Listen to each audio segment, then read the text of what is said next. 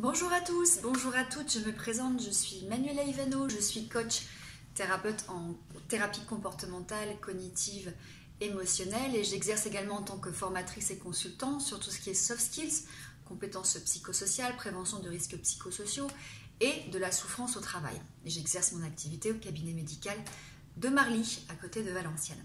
Aujourd'hui, j'aimerais vous proposer un petit test que vous pouvez faire à la maison pour identifier vos valeurs, en tout cas ce qui est important pour vous dans la vie. Et que ce soit en coaching ou en thérapie, puisqu'on va retrouver ça en TCC dans la troisième vague avec tout ce qui est acte, travailler sur ses valeurs, sur ses besoins, c'est primordial parce qu'en fait on se rend compte que parfois dans les comportements qu'on a, eh bien nos comportements vont à l'encontre de nos valeurs profondes.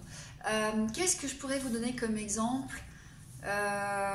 C'est par exemple quelqu'un qui aurait une valeur liberté très très forte et qui se retrouve dans un travail où il n'y a plus aucune autonomie, où il n'y a plus aucune prise de décision, initiative, un travail où il est quelque part infantilisé, avec des règles rigides.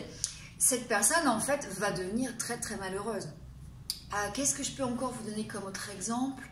Eh bien, à l'inverse, c'est peut-être quelqu'un qui a une valeur sécurité très très importante et qui va se mettre en couple avec une personne qui est instable, qui est imprévisible et qui ne lui amène pas justement cette sécurité, en tout cas dans la relation. Alors, pour trouver ces valeurs, moi personnellement en thérapie, j'ai tout un tas d'outils, j'ai des cartes, j'ai des questionnaires, mais j'ai aussi ces petites questions que je glisse parfois par-ci par-là, sans que les personnes s'en rendent vraiment compte. La première question, c'est qu'est-ce qui est important pour vous dans la vie? Qu'est-ce qui est important pour vous? En quoi c'est important pour vous? Qu'est-ce qui pourrait changer les choses pour vous? Ça, c'est une première question. Une deuxième question que je pose, c'est est-ce qu'il y a aujourd'hui des personnes que vous admirez, ou des égéries, personnes de la famille ou des stars, des sportifs, voilà, des personnes qui peuvent être mortes ou vivantes d'ailleurs. Pourquoi vous les admirez? Qu'est-ce qu'elles représentent à vos yeux, voilà, en termes de valeurs? Une troisième question que je pose souvent, c'est quels étaient vos héros de l'enfance? Donc là, on va travailler un peu sur l'enfant intérieur. Et puis, alors voilà, moi par exemple, j'étais fan de Tom Sawyer parce que Tom Sawyer, c'était la liberté, l'aventure, un peu l'insouciance. Et donc forcément, moi, vous l'avez compris, la liberté est une valeur. L'aventure aussi, sont des valeurs très très importantes pour moi. Une autre question que j'utilise assez souvent, c'est, mais si vous aviez une baguette magique, ou si vous aviez demain 1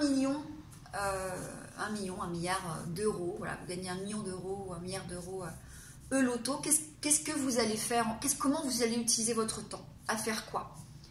D'accord? Et donc là, souvent les gens me disent, bah voilà, je passerai peut-être plus de temps avec ma famille, je ferai peut-être ça, ce qu'ils font pas aujourd'hui. Comme si la contrainte de l'argent était importante et si la contrainte de l'argent venait quelque part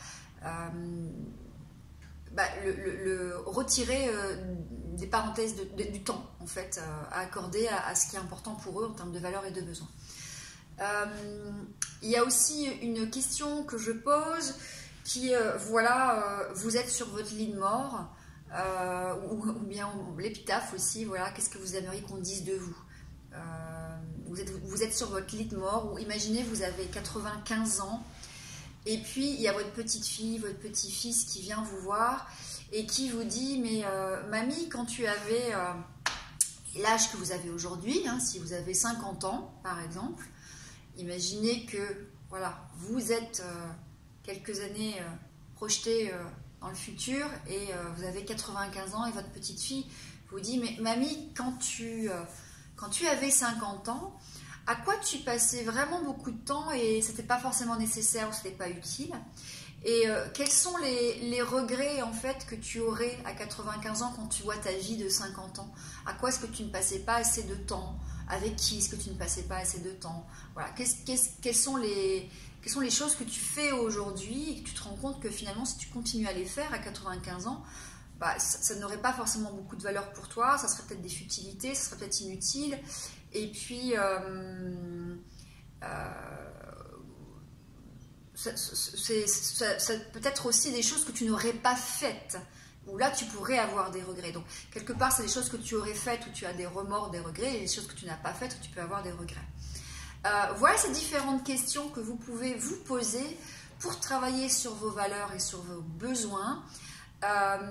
Les valeurs, les besoins sont des choses qui sont différentes. Hein. Les valeurs, les besoins, même s'il y a des mots qu'on peut retrouver, des choses, une certaine sensibilité sur les mots, voilà, en tout cas les idées se retrouvent. C'est important de travailler sur ces valeurs pour avancer dans la vie avec des choix de vie, des partenaires, un travail, des relations qui correspondent à vos valeurs. De la même façon, c'est important de connaître ses besoins parce qu'en fait, finalement, les gens que moi je rencontre en cabinet, ou que ce soit en coaching ou en thérapie, ne connaissent pas forcément leurs besoins, d'une part, et ne savent pas le verbaliser ni s'affirmer. Là, il y a un déficit d'affirmation de soi. Et d'ailleurs, dans les personnes qui n'osent pas s'affirmer, qui manquent de confiance en eux, ils ne connaissent pas leurs besoins et donc ils vont subir les besoins des autres, des personnes qui sont peut-être un peu plus affirmées ou qui s'imposent avec agressivité. Donc ils vont subir les besoins des autres, mais ils oublient leurs propres besoins. Donc ils ne connaissent pas leurs besoins, ils ne savent pas les affirmer.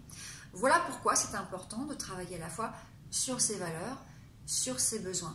J'espère que cette petite vidéo vous aura été utile. Alors, on va beaucoup plus loin hein, en thérapie.